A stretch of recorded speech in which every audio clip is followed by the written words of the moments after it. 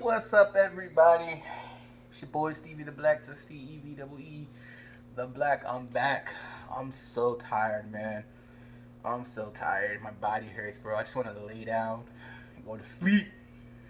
So,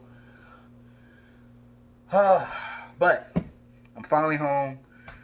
I'm gonna do this video so I can get it out the way. So here we go, right? The bye week is over.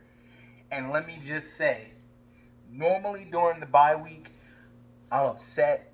I'm like craving Eagles football. Like you crave air. Okay, maybe not like I'm craving air. But I just like, man, I miss the Eagles, bro. I really want to see them play, man. I need to see the Eagles. That's how I normally am during the bye week. Like I miss the birds, right? But not this year. This year was different. I was looking forward to the bye. I'm glad the bye was here. Like it was a nice break. Not a day of screaming, being angry, pulling my hair, hitting the wall, just saying, "What are you doing?" Just I was chill, bro. I was chill, and honestly, I could go another week. Probably, if I'm being honest, I could go another week. But we don't get what we want. Nah, I'm just messing with you. But no, in all seriousness, the second half of the season starts up this Sunday, 4:25 at Lincoln Financial Field. It is the Eagles and the New England Patriots. Now, before you say anything, I do not want to hear anything about Super Bowl 52. I know what Brady said. Oh, I'm not over it yet. And to a certain degree, I can understand that.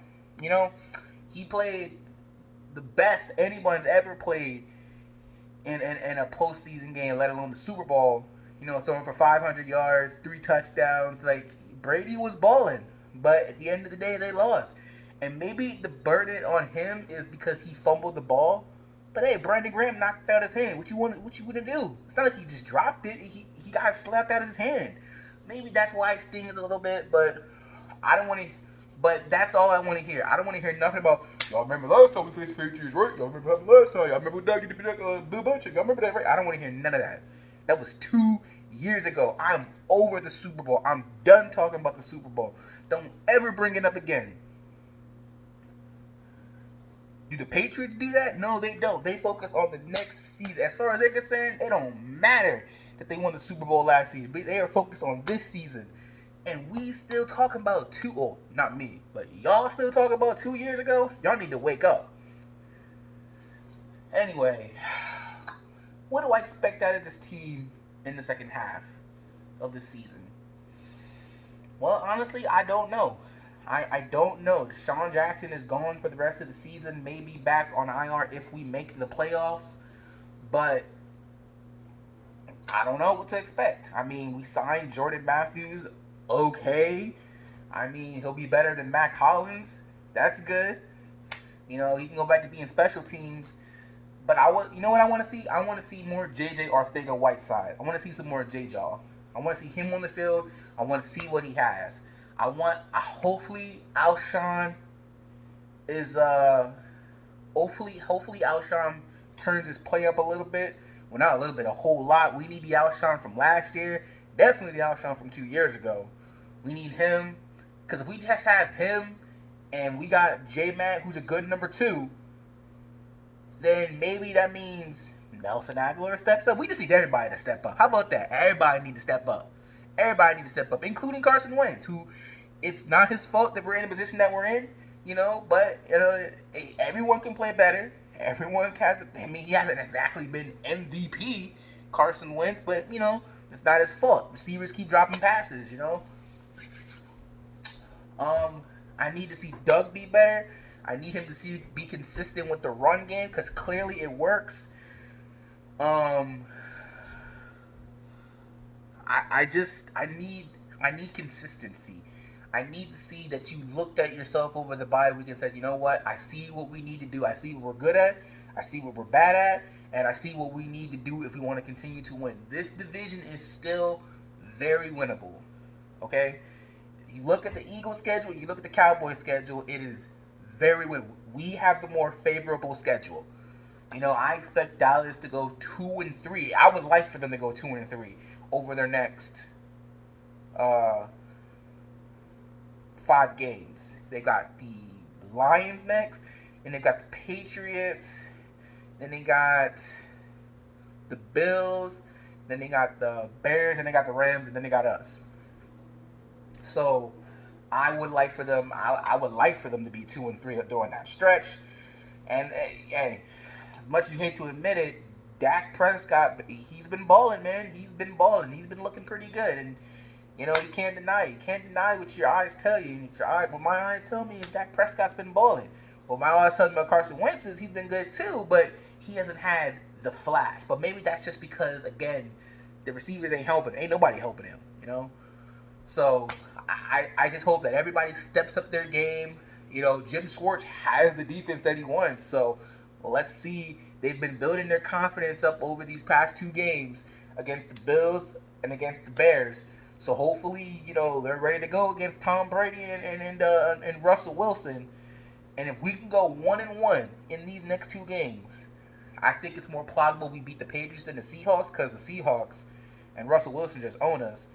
But if we can go 1-1 in this stretch, it's pretty much home field down from there. And by the time we face the Dallas Cowboys, we could be looking at us at 9-5 and them 7-7. If it goes the way I think it would go. So would it really be for the division at that point? Even if the Dallas Cowboys beat us, because they'd be 8-7, we'd be 9-6. We'd still be ahead of them. So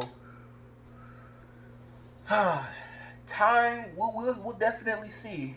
We'll definitely see. But just take it one game at a time,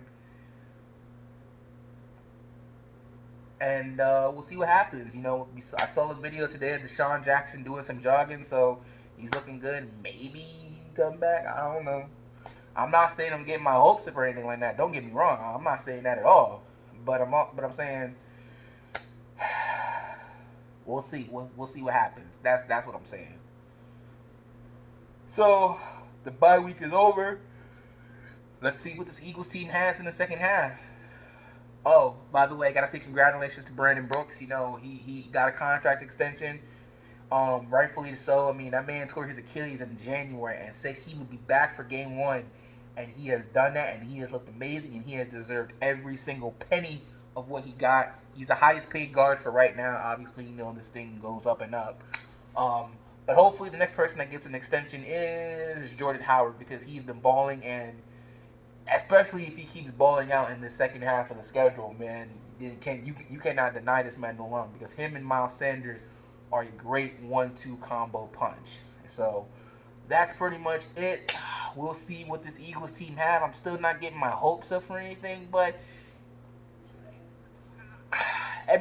everything they need to happen, it's all in their hands now. The Eagles hold their own destiny in their hands. It's not like last year where we had to rely on somebody. You want to win this division? You want to make the playoffs? You want a shot at the Super Bowl, which you're not going to get, but you want a shot? It's all in your power. It's all in your hand. And I'll say this. If we have to go face San Francisco, I am not worried. Because defense, they kind of remind me of the Bears. And Jimmy Garoppolo is trash. So I wouldn't be too worried. But you never know. NFL, right? But again, I'm not looking forward, so I need to stop thinking that way.